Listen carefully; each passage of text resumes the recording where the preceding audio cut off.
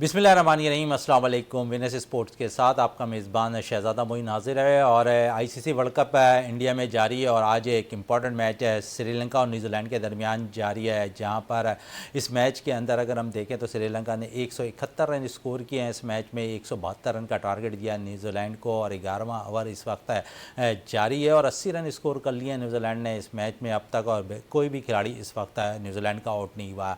इस मैच के बाद जो रिज़ल्ट आना है वो खासकर पाकिस्तान के लिए बड़ी अहमियत का हामिल है। इस मैच में अगर न्यूजीलैंड फतह हासिल करती है तो ऑटोमेटिक उनका रन रेट जो पहले ही प्लस में और मज़ीद प्लस हो जाएगा और फिर देखा जाएगा कैलकुलेशन के बाद कि पाकिस्तान को कितने मार्जिन से इंग्लैंड को शिकस्त देनी है, कितनी विकेटों से जो है पाकिस्तान ने कामयाबी हासिल करनी है इंग्लैंड के ख़िलाफ़, और फिर अगर कामयाबी हासिल करती है तो सेमीफाइनल के लिए कितनी तक दौड़ करनी पड़ती हुई नज़र आएगी। इस मैच का फैसला होने के बाद ही पाकिस्तान के लिए सारी चीज़ें वाज़े होती हुई दिखाई देंगे। ओवरऑल 3 टीमें ज़रूर पहुंच गई हैं सेमीफाइनल में, इंडिया, जनूबी अफ्रीका और ऑस्ट्रेलिया की टीम।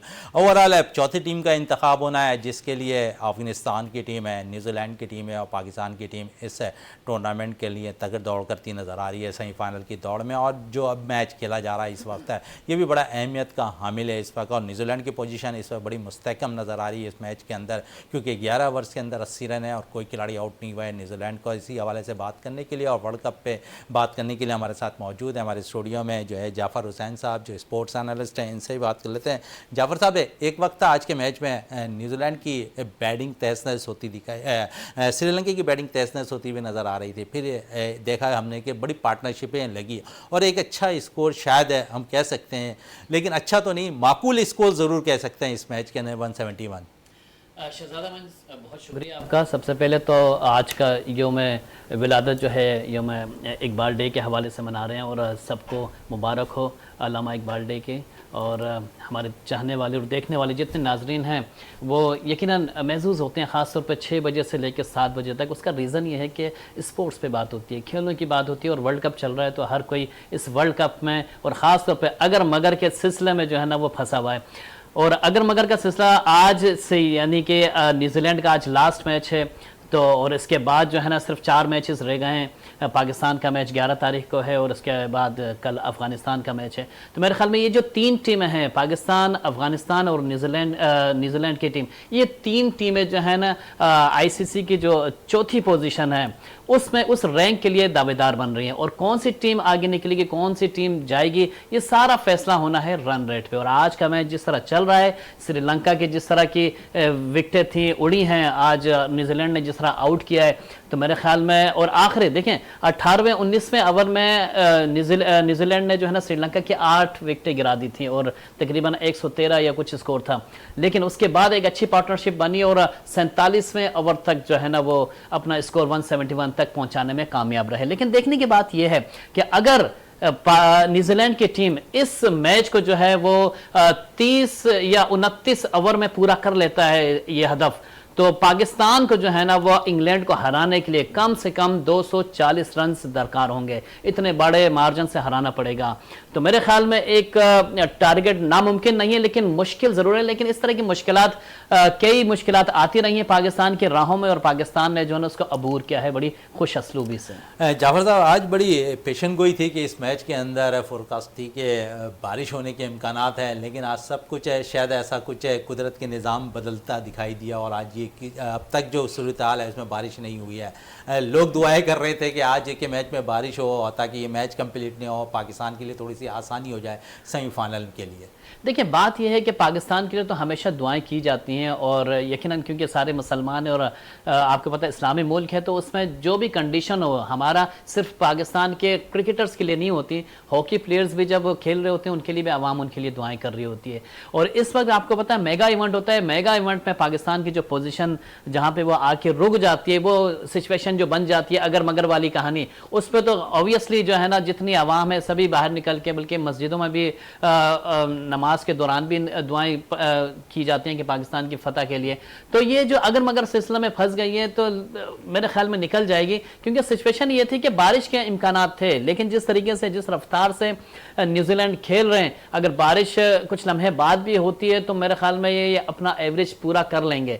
और अगर न्यूजीलैंड जीत भी जाता है और अफगानिस्तान जो है ना वो भी जीत जाता है और उसके बाद पाकिस्तान की बारी आती है, यानी कि ये आखिर में जो है ना पाकिस्तान का जो है ना उसके सामने पूरा एक रन रेट आ चुका होगा कि उसने कितने मार्जिन से जीतना और किस तरीके से जीतना है। तो मेरे ख्याल में एक अच्छा ऑप्शन है पाकिस्तान के लिए कि हर चीज़ उसके सामने होगी कि उसने बिल्कुल फैसला हर क्या चीज़ करना उसके है। सामने नज़र आएगी। ओवरऑल अगर इस टूर्नामेंट में पाकिस्तान की कारकर्दगी के हवाले से बात करें तो लास्ट अगर हम मैचेस देख लें तो पाकिस्तान की बैटिंग थोड़ी सी क्लिक करती नज़र आई है इस टूर्नामेंट के अंदर। आप समझ लें जिस फॉर्म के साथ फ़खर खेलते नज़र आए हैं लास्ट मैच में, बाबर खेलते नज़र आए, तो बड़ा इंपॉर्टेंट मैच है इंग्लैंड के ख़िलाफ़ है जहाँ पर हमें कामयाबी भी दरकार होगी और साथ साथ कामयाबी के साथ साथ हम देखेंगे कि वहाँ पर पाकिस्तान को विकेटों से भी कामयाबी हासिल करनी है, रन रेट से भी पाकिस्तान को अगर सेमीफाइनल क्वालिफाई करना है तो वहाँ पर भी वो खेलती हुई नज़र आएगी। गो कि अभी इस मैच के अंदर जो न्यूजीलैंड और श्रीलंका के दरमियान खेला जा रहा है, न्यूजीलैंड की पहली विकेट गिर चुकी, तो इस पर क्या कहेंगे? देखिए बड़ा यही बात है कि पाकिस्तान की दुआएं तो शामिल होती हैं ना पूरी आवाम की पाकिस्तान के साथ। इस तरह एक विकेट गिरी है अभी और 85 रन पे गिरी है न्यूजीलैंड की, तो मेरे ख्याल में अगर 2-3 विकेटें गिर जाती हैं तो रन रेट शायद डिस्टर्ब हो जाए, ख़राब हो जाए, तो पाकिस्तान के हक़ में बेहतर हो। लेकिन बात वही है कि जिस तरह अब पाकिस्तान को खेलना चाहिए था, हमारा ये वतीरा नहीं है कि हम इस तरीके से इस पोजीशन में आके फंस जाएं। हमने हमेशा जो है ना अच्छी क्रिकेट खेली और पाकिस्तान ने तो, और आपको पता है पिछले 2-3 सालों से जिस तरह ये टीम बनी है और जिस तरह परफॉर्मेंस देती हुई आ रही है मेगा इवेंट्स में, अगर बात करें एशिया कप की, वर्ल्ड कप की, तो मेरे ख्याल में एक अच्छी कॉम्बिनेशन भी बना हुआ था और अच्छे मुकाबले भी कर रही थी।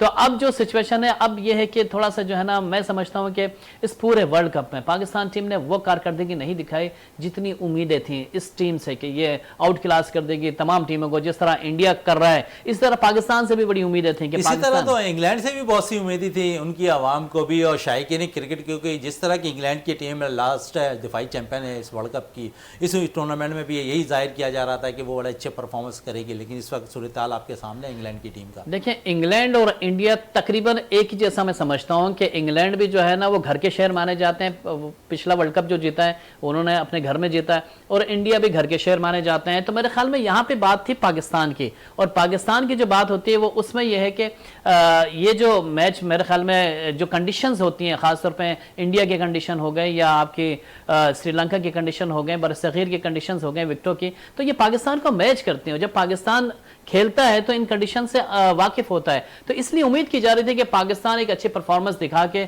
अपना एक जो टेका है वो कायम रखेगा इस टूर्नामेंट के अंदर। ओवरऑल अगर हम देखें तो जिस तरह कंडीशन नज़र आ रही है, विकेटों के सूरत हाल नज़र आ रही है, आपको ऐसा लगता है जो इंग्लैंड के खिलाफ जिस विकेट पे हमारा मैच है वहाँ पर बासानी पाकिस्तानी बैटर चलने में कामयाब हो जाएंगे। लास्ट अगर मैच देख लें इंग्लैंड का तो इंग्लैंड ने बड़ी विक्ट्री हासिल की है यहाँ पर अफगानिस्तान के खिलाफ। इसमें कोई शक नहीं है कि इंग्लैंड ने पिछले मैच में अच्छी कारकर्दगी दिखाई, लेकिन वो नीदरलैंड के खिलाफ मैच था। किसी बड़ी टीम के साथ तो इंग्लैंड बिल्कुल ही बेबस होकर दिखाई दे रही है।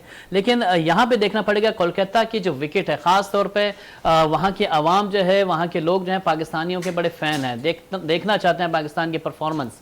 तो मेरे ख्याल में एक अच्छी विकेट पे मैच होगा, और जिस तरह फ़खर के आने से और उसके चलने से जितना एक एनर्जी आई है टीम के अंदर और लोगों के अंदर जो जज्बा पैदा हुआ है टीम के लिए कि पाकिस्तान जो है ना एक अच्छी पोजीशन में आ गया, तो मेरे ख्याल में एक देखना पड़ेगा कि पाकिस्तान को जो है ना वो एक अच्छी कारकर्दगी दिखा के और कोलकाता का मैच है इंग्लैंड से भी जीते और उसके बाद सेमीफाइनल के लिए कम से कम जो है ना क्वालिफाई कर जाए, क्योंकि रन रेट बड़ा बेहतर चाहिए होगा इस मैच में। और कोलकाता की विकेटें जो है ना उसके लिहाज से अगर बात की जाए तो मेरे ख्याल में स्पिनर्स को भी सपोर्ट करती है और फास्ट बॉलर्स को भी सपोर्ट करती है, तो एक अच्छा मैच होने की उम्मीद है। यही बात है कि अगर फ़खर जमान चल जाए, बाबर आजम चल जाए या फिर ऊपर के बैट्समैन यानी कि अब्दुल्ला शफीक चल जाए, तो मेरे ख्याल में एक अच्छा कॉम्बिनेशन और एक अच्छा टारगेट देने में कामयाब हो सकती है पाकिस्तान। चलें, अच्छा टारगेट देने में कामयाब हो सकती है इस मैच पे, तो जब रन रेट आ जाएगा, सारी चीज़ें वाजे हो जाएंगी तो उस पर हम देखेंगे। लेकिन ओवरऑल है जिस किस्म की कप्तानी हमने देखा शुरू में बाबर आजम से होती नज़र नहीं आई, बाद में हमने देखा कि अच्छी कप्तानी करते हुए जो है यहाँ पर दिखाई दे रहे थे यहाँ बाबर आजम। और साथ साथ ओवरऑल हम देखें तो इस टूर्नामेंट के अंदर तमाम ही कप्तानों का जायज़ा लें तो हम देखते हैं न्यूजीलैंड की टीम है, बेशक कप्तान के बहुत से मैचेस कप्तान के बगैर अपने खेल रही थी विलियमसन के, लेकिन कारकर्दगी में कमी नहीं आई थी उनकी। देखिए एक ये समझ लेंगे कप्तानी के लिहाज से अगर बात कर रहे हैं बाबर आजम की, तो बाबर आजम की कप्तानी उस तरीके से क्लिक नहीं कर पा रही जो कि करनी चाहिए। हालांकि बड़ा मौका दिया गया है इनको, बड़े 4-5 साल से वो जो है ना कौमी टीम के साथ हैं और कौमी टीम का कप्तानी कर रहे हैं। तो मेरे ख्याल में कप्तानी के लिए अभी उनको टाइम चाहिए, सीखने के लिए टाइम चाहिए। कोई ऐसा सीनियर खिलाड़ी होना चाहिए टीम के अंदर जो कप्तानी के लिहाज से उन पर और मजीद थोड़ा सा काम कर सके। हाँ, ये चीज़ एक जो नज़र आई कि इसमें कुछ खामियां मौजूद हैं कप्तानी के लिहाज से, लेकिन बैट्समैन तो आपको मालूम है कि किस तरीके से हैं। पूरे वर्ल्ड में आप देख लें, किसी भी विकेटों पे आप इसी वर्ल्ड कप में देख लें, अब 2 50 तो आराम से मार चुके हैं। इसके अलावा ये है कि अपनी कारकर्दगी से वो टीम को जितवा नहीं सके, वो एक अलग बात है, वो होता है। कोई भी बड़ा बैट्समैन अगर आप देख लें कि वो अपनी कारकर्दगी तो दिखाता है, लेकिन टीम के विनिंग के जो, अगर हम इंडिया की बात करें तो तेंदुलकर आपके सामने कितना बड़ा नाम है, लेकिन उनकी परफॉर्मेंस जब भी वो सेंचुरी मारते थे टीम जो है ना वो हार जाती थी। तो इस तरीके से कोई ये नहीं कहा जा सकता कि कोई इतना बड़ा प्लेयर जो कि सेंचुरी भी मार रहा हो, जो परफॉर्मेंस दिखा रहा हो, जिसके रिकॉर्ड्स बने हुए हों, तो वो टीम को जितवाने में भी हाथ अपना हक अदा करे। होता है बाज़ औक़ात ऐसा नहीं होता है कि वो सेंचुरी बना रहा होता है लेकिन टीम हार जाती है। लेकिन अगर देखा जाए तो मेरे ख्याल में बाबर आजम की कप्तानी में झोल ज़रूर है, लेकिन उनकी परफॉर्मेंस, उनकी बैटिंग में झोल नहीं है। अच्छा, बैटिंग की तो आपने बात कर ली, झोल की भी बात कर ली। ओवरऑल अगर हम देखें तो इस टीम के अंदर पाकिस्तान के शुरू में हमने देखा कि बहुत से प्लेयर्स जो है बुखार में मुब्तला रहे, शायद एडजस्ट नहीं हो पा रहे थे वहाँ के मौसम से इंडिया के। फिर हमने देखा कि कुछ खिलाड़ी इंजर्ड भी हुए और फिर साथ साथ रिकवर भी होते रहे। और फिर अगर हम देखें तो इस वक्त इंजरी जिस तरह हारिस को हुई थी, फिर उसके बाद शादाब को हुई थी, दोनों ही फिट हो गए। अब इंग्लैंड के खिलाफ आया, क्योंकि हम मैच जब खेलने जाएंगे आपको ऐसा लगता है कि हम पूरी अटैक के साथ जो है उनके खिलाफ कारनामा अंजाम देंगे इस मैच के अंदर? देखिए करना चाहिए, क्योंकि लास्ट मैच है, उस लास्ट मैच में आपको पता है कितना इंपॉर्टेंट मैच है, किस तरीके से रन रेट की ज़रूरत है, किस तरीके से अपने परफॉर्मेंस की ज़रूरत है। मेरे ख्याल में अगर कोई इंजर्ड प्लेयर भी अगर ठीक हो गया तो उसको खिलाना चाहिए, क्योंकि आखिरी मैच में आपको बड़े आपकी जो कॉम्बिनेशन है ना वो अच्छा जाना चाहिए। जब आपका कॉम्बिनेशन अच्छा होगा तो मेरे ख्याल में परफॉर्मेंस भी मजीद बेहतर होगी। आपको जो है ना हारिस को जिस तरह बात की जा रही है कि हारिस के पसली में तकलीफ थी, अब वो कुछ बेहतरी की तरफ आ निकले हैं। लेकिन बात वही है कि जिस तरह आपने कहा कि शुरू के मैचेस में बीमार हो गए, शुरू के मैचेस में जो ना खिलाड़ी इंजर्ड हो गए, तो ये खेल का हिस्सा है। अब गुज़िश्ता 3-4 महीने से जब हमारे यही खिलाड़ी मुसलसल खेलते हुए आ रहे हैं और तो इंजरीज का सामना तो करना पड़ता है। तो अब मौका अच्छा है कि जो भी फिट प्लेयर है उनको मैदान में उतार के मैच को जीतना है, मैच को जीतना है। लेकिन अगर हम दूसरी तरफ देखें तो हमारा इस टूर्नामेंट के अंदर फास्ट बॉलिंग अटैक जो है इतना मौसर साबित नहीं हुआ। फिर जहां पर हम बड़ा रिलाइव कर रहे थे इस टूर्नामेंट के अंदर कि हमारे स्पिनर्स भी इस टूर्नामेंट में अच्छी कारकर्दगी दिखाएंगे, गो कि हमारे स्पिनर्स ने तो नहीं दिखाई, लेकिन पार्ट टाइम स्पिनर इफ्तिखार ने बड़ी ज़बरदस्त बॉलिंग का मुजाहरा किया। देखिए ये जहाँ जहाँ मैचेस हो रहे हैं, जिन जिन विकेटों पे मैचेस खेले जा रहे हैं, तो मेरे ख्याल में वही बात थी कि पाकिस्तान का जो एक वतीरा रहा है कि पाकिस्तान का बॉलिंग अटैक पूरी दुनिया में मशहूर रहा है, और इस टूर्नामेंट में बिल्कुल मानने वाली बात है कि बेबस रहा। अब जो भी चाहे आप विकेट को दोष दें या हमारे बॉलर्स की आप जो है ना उनके थकान का शिकार हो गए ये भी कहें, तो मेरे ख्याल में बेजान होगा। उसका रीज़न ये है कि इन विकेटों पे जब इंडिया के बॉलर्स चल रहे हैं तो हमारे बॉलर्स क्यों नहीं चल पा रहे, ये एक सोचने की बात है। हाँ, वो एक अलग बात है कि किस किस टीम के बॉलर्स चले हैं। अगर देखें आप तो आज न्यूजीलैंड के फास्ट बॉलिंग ने बड़ा अच्छी परफॉर्मेंस दी श्रीलंका के खिलाफ।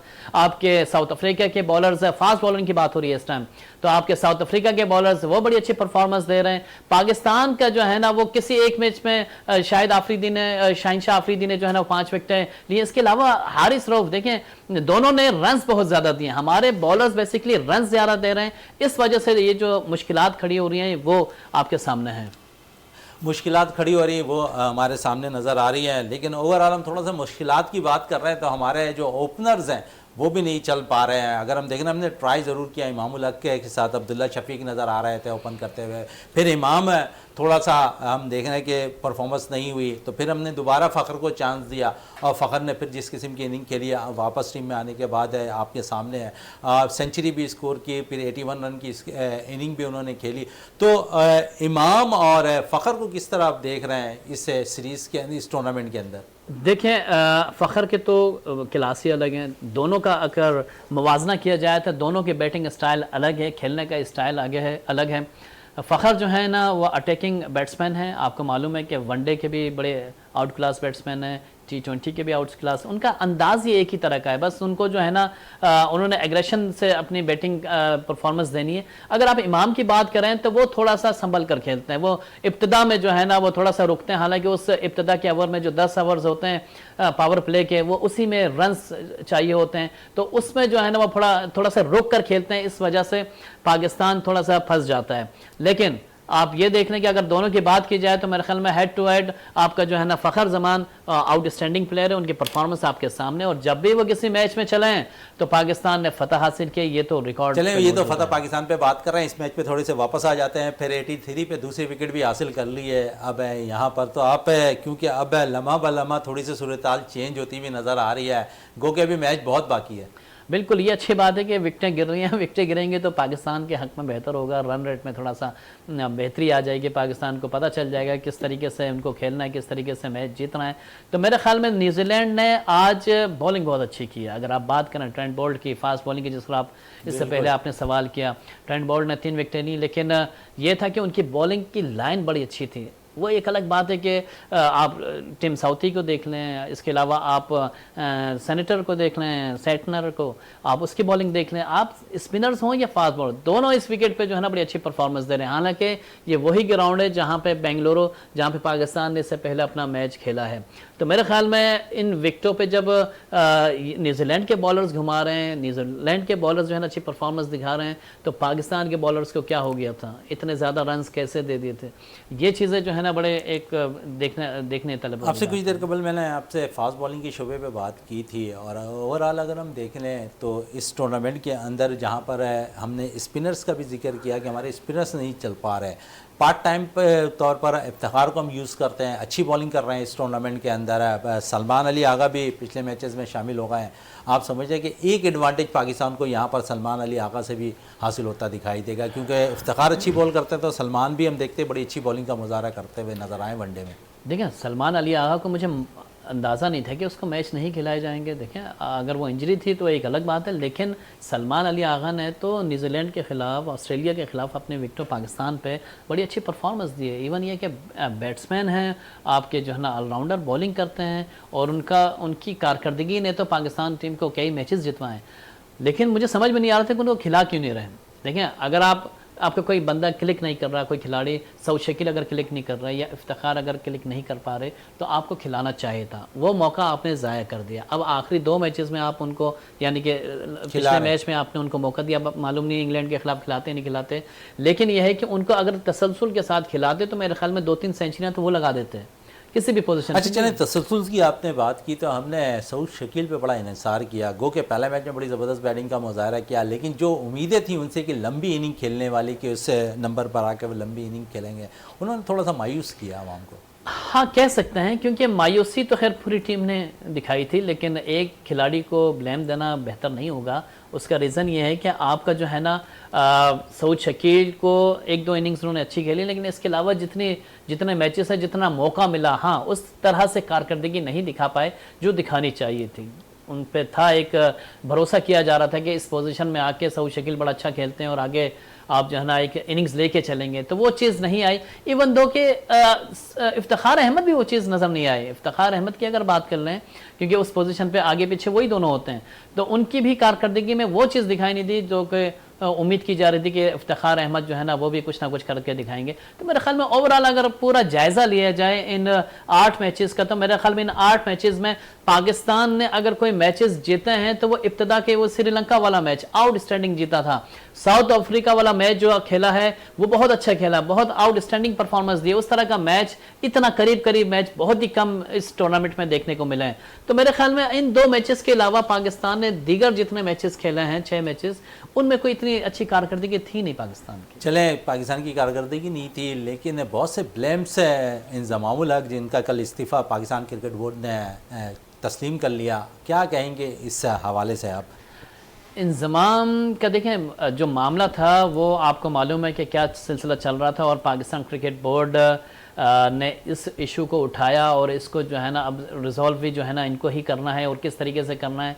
अब ये ऊँट किस करवट बैठता है ये तो वक्त बताएगा इंशाल्लाह। लेकिन इंजमाम को खुद देखना चाहिए था। देखें वो एक बड़ा नाम है, उनका एक कैलिबर है पूरे पाकिस्तान में, उन जैसा कोई बैट्समैन नहीं है, उन जैसा कोई कप्तान नहीं रहा इमरान खान के बाद। तो मेरे ख्याल में एक लंबे अरसे तक उन्होंने कप्तानी की है, तो उनको जब चीफ सेलेक्टर बनाया था उसी टाइम अगर ये कोई इस तरह के इश्यूज थे या इस तरह की बातें थीं जो कि किसी कंपनी के वजह से ये बातें सामने आई थी, तो बोर्ड को बता देना चाहिए था कि वो इनके साथ मुंसलिक हैं, या बोर्ड को पूछ लेना चाहिए था कि भाई कहीं ऐसी चीज़ तो नहीं, क्योंकि आप चीफ सेलेक्टर बन रहे हैं, कौमी टीम के बन रहे हैं। तो मेरे ख्याल में ये चीज़ पहले ही मामलात को हल हो जाना चाहिए था। अब ड्यूरिंग टूर्नामेंट ये चीज़ें हल तलब हैं तो मेरे ख्याल में मुनासिब नहीं होता। इस्तीफ़ा भी देखें ना, ड्यूरिंग टूर्नामेंट आपने दिया और उसके बाद ये सारी चीज़ें सामने आई खुल के, तो एक जो तवज्जो थी क्रिकेट से और वर्ल्ड कप से, वो सारी तवज्जो जो है ना इस तरफ डाइवर्ट हो गई। तो ये एक बड़ा नुकसान है पाकिस्तान के लिए, और ख़ास तौर पे जो हमारे जहनों में होता है, जो क्रिकेटर जो फैंस होते हैं उनके जहनों में होता है कि पाकिस्तान टीम इंडिया में खेल रही है और आपको पता है कि दुश्मन मुल्क में खेल रही है और वहाँ की परफॉर्मेंस दिखानी है, पाकिस्तान को सपोर्ट करने की ज़रूरत है। तो मेरे ख्याल में इस वजह से थोड़ा सा जो है ना झटका लगा है। चले, पाकिस्तान को सपोर्ट करने की ज़रूरत है। अगर इंज़मामुल हक का इस्तीफ़ा मंजूर हो गया तो दूसरी तरफ हम देखते हैं कि शारजा में 1 रन बनाने वाले और बड़ा कीमती रन था वो, उसके बाद मियादाद ने वो छक्का लगाया। तौसीफ़ अहमद को ये जिम्मेदारी सौंप दी गई है, साथ साथ कौमी टीम की और जूनियर की जो है वजाहतुल्लाह वास्ती को सौंप दी गई है। क्या समझ रहे हैं ये कैसे म्यार के लोग हैं कि इन पे जो सेलेक्टर की जो निगाह होती है, बाकायदा मैंने तौसीफ़ भाई को भी देखा है कि वो ग्राउंड्स के अंदर मौजूद होते हैं। सबसे अच्छा अगर देखें तो यही एक सेलेक्टर का काम होता है कि वो ग्राउंड में मौजूद होते हैं, प्लेयर्स को जांच रहे होते हैं कि किस किस्म की कारकर्दगी वो ग्राउंड में दिखा रहा होता है। देखिए तौसीफ़ भाई के हवाले से अगर बात की जाए तो उन जैसा तहम्मुल मिजाज, उन जैसा क्रिकेटर, उन जैसा खिलाड़ी, यानी कि आपका जो है ना पूरा कॉम्पैक्ट खिलाड़ी और टीम मेट, इस जैसा खिलाड़ी मेरे ख्याल में बहुत कम टीम के साथ होते हैं। तो वजाहतुल्लाह वास्ती भी नो डाउट इसमें उनका टेन्योर भी बड़ा अच्छा गुजरा। तौसीफ़ अहमद गुज़श्ता 15-20 सालों से इस टीम के और पीसीबी के साथ मुंसलिक है और मुख्तलिफ जूनियर की सतह पर भी वो काम कर रहे हैं। जी जी, मुख्तलिफ बोर्ड के साथ जो है ना वह अपने काम सर अंजाम दे चुके हैं, और इस मौके पे जो उनको चीफ सेलेक्टर बनाया गया है ये बड़ा अहम मौका है, क्योंकि अगली जो सीरीज़ आ रही हैं वो आपके लिए बड़ी इंपॉर्टेंट है। ऑस्ट्रेलिया की सीरीज़ है, न्यूजीलैंड की सीरीज़ हैं, फिर उसके बाद आपका PSL है, फिर बड़े बड़े आपके टूर्नामेंट है, वर्ल्ड कप भी है अगले 7 महीने बाद। तो ये आपका जो कारनामा होगा, ये जो आपके जो आज बनाए हुए खिलाड़ी होंगे, निकले हुए खिलाड़ी होंगे, वो आगे काम आएंगे, जो कि आपको 4 महीने बाद 5 महीने बाद जो है ना बड़े बड़े टूर्नामेंट में शामिल होना चाहिए। 7 माह बाद हमें T20 वर्ल्ड कप भी खेलना है, लेकिन उससे कबल हमने ऑस्ट्रेलिया का टूर करना है टेस्ट मैचेस के लिए। तो सिलेक्शन क्योंकि हमारे पास वनडे के मैचेस कम है, अब हमारे पास टेस्ट मैचेस ज़्यादा होंगे, साथ साथ T20 वर्ल्ड कप हमने खेलना है। तो आप समझ रहे हैं, क्योंकि ये टीम अगर हम देखें तो बड़े जो माहिरीन हैं वो यही कहते नज़र आते हैं कि ये T20 की टीम है। देखिए T20 की टीम है, लेकिन आगे जो वर्ल्ड कप है वो भी T20 का है। आपको मालूम है कि बड़ा मेगा इवेंट है और उसमें टीमें भी ज़्यादा हैं। इसके अलावा आप देखिए सारी टीमें, आप ये वर्ल्ड कप ख़त्म होगा, आप सारी टीमों का जायज़ा लीजिए। इंडिया ऑस्ट्रेलिया से T20 मैचेस खेल रहा है, 7 T20। आपकी जो दीगर टीम है वो T20 मैचेस खेल रहे हैं। अफगानिस्तान इंडिया जाके खेल रहा है T20। तो हर टीम ने अपना T20 का जो एक फॉर्मेट है उस पर जो है ना मैचेस खेलना शुरू कर देना है। हम क्या खेलने जा रहे हैं? Test match. तो आप इससे अंदाजा लगाएं कि हमारे बोर्ड ने क्या प्लानिंग की हुई है उस वर्ल्ड कप की, और इस वर्ल्ड कप की हमने कब से प्लानिंग की हुई थी। ये है फुकदान प्लानिंग का। अगर हम 3 साल 2 साल पहले ही प्लानिंग शुरू कर दें कि हमने ये टीम तश्कील देनी है, ये हमारे जो है ना 20 खिलाड़ी वो हैं जिन्होंने वर्ल्ड कप खेलना है 2023 का इंडिया में जाके, अगर 2 साल पहले ये चीज़ हम तैयार कर लेते तो आज इतनी मुश्किल में नहीं हमने तो तैयार की। यही लड़के तकरीबन 2-2.5 साल से गलत ना देखें, 20 लड़के आपको तैयार करने थे और ये T20 के खिलाड़ी अलग रखने थे। अब जो बातें कर रहे हैं कि यही T20 खिलाड़ी जो है ना वनडे भी खेल रहे हैं, यही T20 खिलाड़ी टेस्ट भी खेल रहे हैं, यही T20 खिलाड़ी जो है ना ये T20 का वर्ल्ड कप भी खेल रहे हैं, तो आपके सामने क्या चीज रह गई? बस वही टीम चली जा रही है। ऐसा नहीं होता, किसी मुल्क में ऐसा नहीं होता। आपकी हर टीमें अलग होती हैं, 4 से 5 खिलाड़ी आपके वही होते हैं। उसका रीजन ये होता है कि वो 5 खिलाड़ी जो होते हैं वो बैकबोन होते हैं जो टीम के लिए होते हैं। तो मेरे ख्याल में आपको जो है ना टीमें तश्कील देनी पड़ेंगी। ये तौसीफ अहमद पे बड़ी जिम्मेदारी आयद होती है कि वो टेस्ट टीम अलग बनाए, वो T20 टीम अलग बनाए, वो वनडे की टीम अलग तश्कील दे। तो मेरे ख्याल में 4 साल बाद जब वनडे होगा तो उसके लिए तो बेहतर है कि आप T20 टीम तो कम से कम बना लें, ताकि टेस्ट और T20 की टीम ऐसी हो टीम कि वो दोनों जो टीमें हैं वो अपनी परफॉर्मेंस दिखा के पाकिस्तान का नाम रोशन करें। पाकिस्तान का नाम रोशन करे। जो अच्छी खबर आ रही है कैंप से वो ये है कि शादाब मुकम्मल तौर पर फिट हो गए हैं और हो सकता है कि इंग्लैंड के खिलाफ वो मैच में शिरकत करें। आप समझे फिर हसन अली ड्रॉप होते हुए नज़र आ रहे हैं टीम से। देखिए खिलाड़ी अनफिट भी हो रहे हैं, फिट भी हो रहे हैं, कारकर्दगी नजर नहीं आ रही। कारकर्दगी बॉलर्स की अगर नजर आ जाए तो क्या ही बात है। इस टाइम आखिरी मैच है, अभी भी हमें उम्मीदें हैं, सिर्फ मुझे आपको नहीं बल्कि आवाम को भी सिर्फ एक खिलाड़ी से उम्मीद है, फखर जमान से। तो मसला यह है यहाँ पे कि किसी बॉलर्स ने उस तरह की कारकर्दगी नहीं दिखाई। बाबर आजम, इवन बाबर आजम ने पूरे वर्ल्ड कप में कोई आउटस्टैंडिंग कारकर्दगी नहीं दिखाई, उससे भी यहाँ की आवाम खुश नहीं है। जब भी हम बात करते हैं आवाम से जाके, जब भी हम उनसे व्यूज लेते हैं कि कौमी टीम के हवाले से, वो उनका यही कहना होता है जो कप्तान है वही कारकर्दगी नहीं दिखा रहे, जब बाकी खिलाड़ी से हम कैसे उम्मीद रखें। एक फखर जमान ने आके एक जान डाली है, उम्मीद उससे इसी फखर जमान के हवाले से है, लोग भी कह रहे थे कि इन्हें मुसलसल चांस दिया जा रहा है, परफॉर्म नहीं हो रही है, लेकिन परफॉर्म उन्होंने ऐसा किया कि आपके सामने है। देखें फखर जमान हो गए, आपके मैक्सवेल की इनिंग्स देखें आप, ये वो खिलाड़ी हैं जो कि टीम का पांसा पलट देते हैं हरीफ टीम का, तो ये मैच इतना बदल देते हैं कि दूसरी टीम हक्का बक्का रह जाती है। इस तरह के प्लेयर्स चाहिए जो कि एक दो टीमों के अंदर मौजूद होते हैं। अगर हम थोड़ा सा माजी में चले जाएं, शाहिद आफरीदी आपकी मिसाल हैं जिन्होंने बड़े बड़े मैचेस का पांसा पलटा है। आपके सामने कितना वर्ल्ड कप का, आप 2009 का वर्ल्ड कप जितवाने वालों में से शाहिद आफरीदी। आप ये देखें कि जितने एशिया कप हो गए, जितने उनके टेनोर में जितने मैचेस हैं, सब आउट क्लास थे। एक खिलाड़ी की वजह से वो पांच से पलट देते थे, बाकी टीम अपनी जगह। सब आपके जो है ना वो 60 70 80 90 100 रन पे जो है ना खिलाड़ी 6 आउट हो जाते थे, 7वें पोजीशन पे आके आफरीदी जो है ना वो आउट क्लास कर देता था, या कभी ओपनर जाके वो इतना मार्जिन बना देते थे कि वो टीम जो है ना वो खड़ी हो जाती थी। तो ऐसे प्लेयर का रोल ही यही होता है। और आपको मुझे अच्छी तरह याद है बॉब वुल्मर के दौर में 2004 में आफरीदी नहीं चल रहे थे, लेकिन टीम के साथ उनको रखा रहा और उनको हर मैच खिलाते रहे। उन्होंने कहा कि चलेंगे, वो चलेंगे, और वही हुआ कि जब पाकिस्तान इंडिया गया, इंडिया में शायद आफरीदी ऐसे चले कि वाह वाह। चलें आफरीदी ऐसे चले कि वाह वाह इंडिया की बात हो रही है, तो साबका कप्तान है कंगोली ने बड़ा ज़बरदस्त बयान दिया है पाकिस्तानी टीम के हवाले से। वो कहते हैं कि पाकिस्तानी टीम को कम से कम इस टूर्नामेंट का सेमीफाइनल खेलते हुए देखना चाहते हैं। देखिए बहुत सारे ऐसे साबिक खिलाड़ी हैं और बहुत सारे अवाम, पाकिस्तान और इंडिया की जितनी अवाम है वो सब यही चाहते हैं कि पाकिस्तान और इंडिया का जो है ना वो सेमीफाइनल हो। अब किस तरह हो ये पाकिस्तान का जो इंग्लैंड के खिलाफ अगला मैच है वही बताएगा, और पाकिस्तान को मैच जीतना चाहिए, अच्छे मार्जिन से जीतना चाहिए, क्योंकि न्यूजीलैंड के जो है ना वो 2-3 विकेटें आउट हो चुकी हैं और अभी पोजीशन वही है कि जिस तरह अभी 15वां ओवर चल रहा है, तो मेरे ख्याल में एक अच्छी पोजीशन में है न्यूजीलैंड। बिल्कुल, इस वक्त 15वां ओवर जारी है, इसके बाद ही रिजल्ट आपके सामने नज़र आ रहा है कि इस वक्त न्यूजीलैंड की टीम अच्छी बैटिंग करती हुई नज़र आ रही है। इस वक्त ब्रेक के लिए कहा जा रहा है, ब्रेक से वापस आते हैं तो गुफ्तगू को मज़ीद जारी रखते हैं।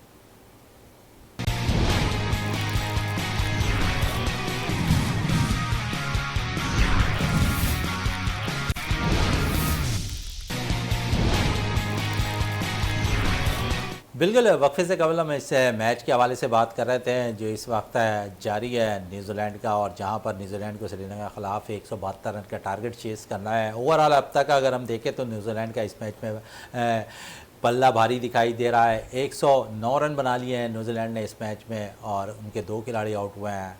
और जिस तरह तसलसल के साथ वो बैटिंग का मुजाहरा इस मैच में करते दिखाई दे रहा है, ऐसा लगता है कि वो बासानी इस टारगेट को चेज़ करते हुए दिखाई दे देंगे। इसी में मज़ीद बात करेंगे इस मैच के हवाले से जाफ़र हसन से। जाफ़र साहब क्या कहेंगे, जिस किस्म के टारगेट को चेज़ कर रहे हैं जितने आसानी से, ऐसा लगता है कि जो उनके जहनों में है, ख़ासकर उनको वो भी पता है कि हमें किस तरह सेमीफाइनल के लिए क्वालिफाई करना है, उसी टारगेट की लिहाज से वो बैटिंग करने का मुजाहरा कर रहे हैं आज। बिल्कुल, जो उन्होंने मारना शुरू किया 10 ओवर के बाद, मेरे ख्याल में उनको भी आइडिया है इस चीज़ का कि किस अच्छे मार्जिन से जीतें ताकि पाकिस्तान को मुश्किल हो इंग्लैंड के ख़िलाफ़। तो मेरे ख्याल में अभी 17वां ओवर चल रहा है और बाकी जो है उनको 64 या 63 रन चाहिए न्यूजीलैंड को जीतने के लिए। तो मेरे ख्याल में अभी टाइम तो है, लेकिन वो कोशिश करेंगे न्यूजीलैंड के पहले यानी कि 25वें ओवर तक जो है ना वो इस हदफ को मुकम्मल कर लें। उसका रीज़न ये है कि अगर 25वें ओवर पे हदफ मुकम्मल हो जाते हैं तो पाकिस्तान का जो रन रेट है वो ज़्यादा बढ़ जाएगा, तो पाकिस्तान को ज़्यादा मार्जिन से हराना पड़ेगा इंग्लैंड को। तो मेरे ख्याल में एक रन रेट के जो मुकाबले चल रहे हैं, मेरे ये मैचेस अपनी जगह, लेकिन जो रन रेट का मुकाबला चल रहा है वो अलग ही चल रहा है। कि न्यूजीलैंड ने ये करना है, अफगानिस्तान ने ये करना है और पाकिस्तान ने फिर ये करना है। तो एक जो दिलचस्प सूरत हाल है वो यही है कि 3 टीमें जो है ना एक पोजीशन के लिए एक दावेदार चले, ये बनी 3 हुई टीमें एक पोजीशन के लिए खेलती दिखाई दे रही है। कुदरत का निज़ाम है, बारिश तो आज के मैच में अब तक होती हुई नज़र नहीं आई। अगर पाकिस्तान के और इंग्लैंड के मैच में बारिश हो जाती है तो फिर आप क्या समझते हैं कि पाकिस्तान टूर्नामेंट से बाहर हो गया? है। ऑब्वियसली देखें फिर तो कहानी ख़त्म हो जाएगी ना, फिर 1 पॉइंट की ज़रूरत नहीं है। अभी तो आपको जो है ना मैच जीतने की ज़रूरत है। मैच जीतेंगे तो आपके 2 पॉइंट होंगे, फिर आप जो है ना वो रन रेट के मसाइल उस वक्त फिर पैदा होंगे। एग्जैक्टली यही बात है ना। तो बात तो ये है कि मैच जीतना है और अच्छे मार्जिन से जीतना है, हल्का भी नहीं जीतना। तो इसका मतलब है कि हल्के नहीं आना, मुकम्मल तौर पे आपको भारी आना पड़ेगा और मैच जीतना पड़ेगा। बिल्कुल आप कह रहे हैं कि हल्का नहीं आना है, लेकिन इस मैच के लिए हल्का ना आने की तजवीज़ के लिए साबका क्रिकेटर को यकीनन बाबर आजम को भी मशवरा लेना चाहिए इस सूरत हाल पे। क्योंकि अगर हम देखें तो जिस तरह के सिचुएशन में मॉडर्न क्रिकेट हो रही है, तेज़ क्रिकेट हो रही है, इस टूर्नामेंट में आपको सारी चीज़ें नज़र आ रही हैं। आप समझते हैं शाहिद आफरीदी, अब्दुल रज़ाक, अज़हर महमूद, इस किस्म के जो बैटर्स हैं जो तेज़ खेला करते थे, बाबर को कुछ इनसे मशवरा लेना चाहिए? देखिए बाबर का स्टाइल एक ही है, बाबर वो अपने स्टाइल से खेलेगा, उसको तेज़ करने का फ़ायदा नहीं है। आपको फ़खर जमान जैसे प्लेयर्स निकालने पड़ेंगे, अंडर 19 से लाने पड़ेंगे, उनको तैयार करना पड़ेगा। आप जो पोजीशन जिन हैं, अब क्या बाबर आजम क्या 32-33 साल की उम्र है, अब वो फास्ट क्रिकेट खेलना शुरू कर देंगे? ऐसा मुमकिन नहीं है।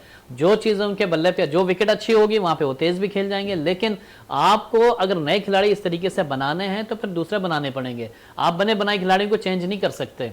आपको कुछ ऐसे प्लेयर्स निकालने पड़ेंगे, जिस तरह आपके डोमेस्टिक क्रिकेट चल रही है उसमें बड़ा अच्छा परफॉर्म कर रहे हैं अंडर 19 से जो अब फारिग हुए हैं, जो अभी अंडर 12, 20 और 21 जो खेल रहे हैं। हसीबुल्लाह लड़का एक अच्छा निकल कर आया है। लेकिन हसीबुल्लाह देखें बड़ा अच्छा विकेट कीपर बैट्समैन है और इसमें कोई शक नहीं है, वनडे में बड़ा अच्छी परफॉर्मेंस दे रहा है। और पाकिस्तान में अगर ये साइम अयूब हो गए, इन जैसे अगर खिलाड़ी आए तो मेरे ख्याल में पाकिस्तान की क्रिकेट तेज़ हो जाए, क्योंकि जदीद दौर के खिलाड़ी हैं और इन्होंने मुख्तलिफ लीग्स भी खेली हैं। अगर मुख्तलिफ लीग्स का हिस्सा रहें और पाकिस्तान के PSL में अच्छा परफॉर्म करते तो उनको बिल्कुल मौका। पाकिस्तान कप में अच्छी कारकर्दगी का मुजाहरा कर रहे हैं साइम अयूब, हसीबुल्लाह और दीगर 2-3 बैटर्स और मज़ीद अच्छे हैं। फिर बॉलर्स आपके पास अच्छे निकल कर आ रहे हैं इस पाकिस्तान कप के अंदर।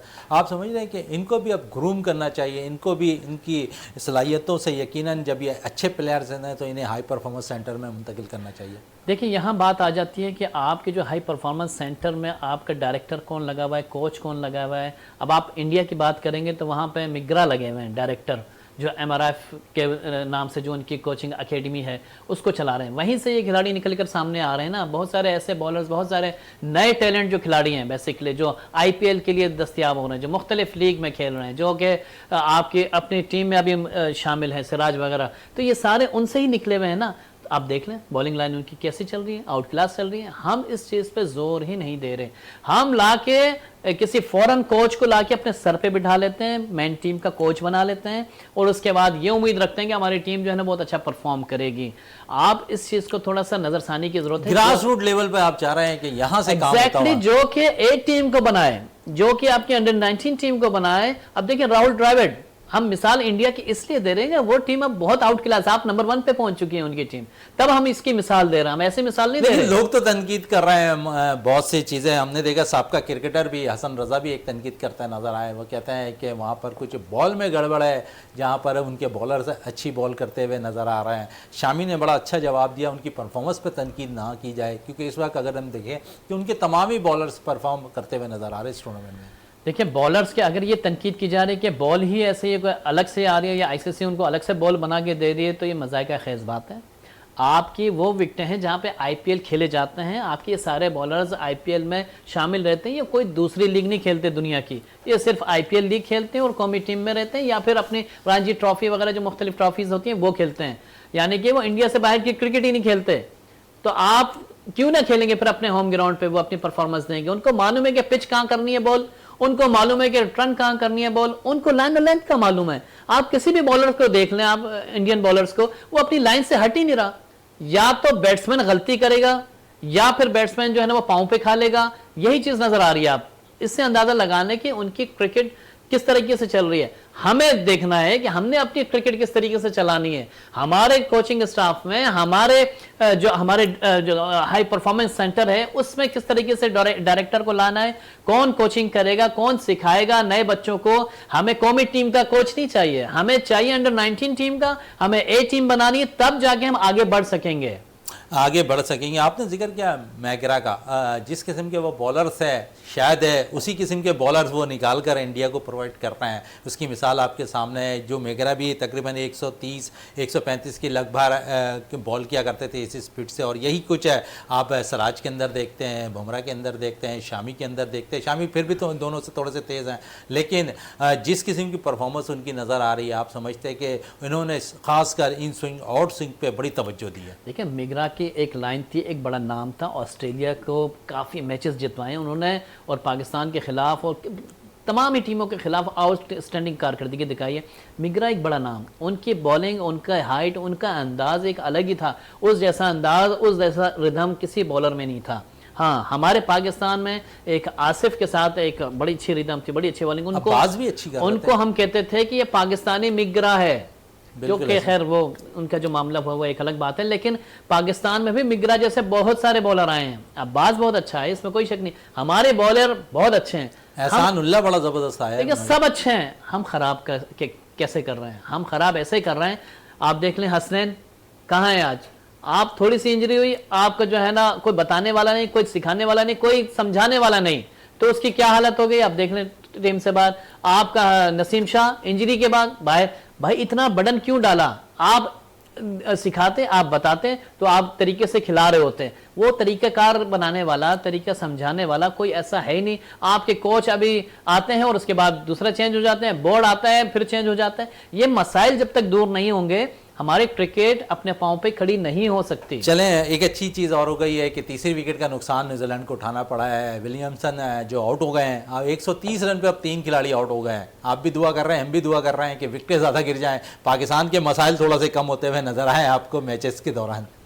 बिल्कुल होनी चाहिए, क्योंकि मैच अच्छा होगा और इंग्लैंड का मैच पाकिस्तान से जो होना है उसमें दिलचस्पी इसी बात की होगी कि जितना कम से कम रन रेट पे जो है ना पाकिस्तान मिले और उसको फतह हासिल करे उस मैच में, तो ज़्यादा बेहतर रहेगा। अगर रन रेट ज़्यादा करना पड़ गया तो फिर उसी तरीके से जो है ना फ़खर जमान जैसे कोई बल्ले चलाने पड़ेंगे और 400 450 स्कोर करना पड़ेगा, या फिर 10 विकेटों से जो है ना 9 विकेटों से हराना पड़ेगा पाकिस्तान को, इंग्लैंड को।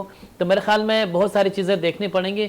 ज़्यादा अगर दबाव ना डालें कोचिंग स्टाफ पे या ज़्यादा दबाव कप्तान पे ना डाला जाए तो बेहतर है। न्यूजीलैंड को जो है ना वो जल्दी जल्दी विकेटें गिरा के और एंड में अगर 40-45 ओवर में अगर पूरा करा तो मेरे ख्याल में बेहतर रहेगा। ये थोड़ा सा एक मुश्किल अमल ज़रूर होगा कप्तान बाबर आजम के लिए भी, खिलाड़ियों के लिए भी, क्यों बड़ा टफ है मैच होगा पाकिस्तान और इंग्लैंड का। ओवरऑल इंग्लैंड की अगर हम बात करें इस टूर्नामेंट में कोई ख़ास कारकर्दगी नहीं है, लेकिन लास्ट मैच उन्होंने जिस तरह कामयाबी हासिल की है, आप समझ रहे हैं कि यहाँ पर इंग्लैंड को थोड़ा सा एज हासिल होगा। हर कोई यही समझ रहा है कि पाकिस्तान बआसानी इंग्लैंड को शिकस्त देगा, लेकिन ऐसा कुछ नहीं है। ग्राउंड के अंदर दो बड़ी टीमें मद्दे मुकाबिल होंगी। लेकिन दोनों चैंपियन टीम है। आप पाकिस्तान भी जो है ना वर्ल्ड चैंपियन है, आपकी इंग्लैंड तो रिसेंटली दिफाई चैंपियन है, तो मेरे ख्याल में हल्का मैच नहीं होगा, इसको हल्का नहीं लेना। अब बात यह है कि जो इंग्लैंड ने परफॉर्मेंस दिखाई है वो दिखाई है नीदरलैंड के ख़िलाफ़। उनकी जो है अभी एक आपका जो है ना परफॉर्मेंस दिखा के आप ये नहीं कह सकते कि भाई वो बहुत ही हावी आ जाएगी।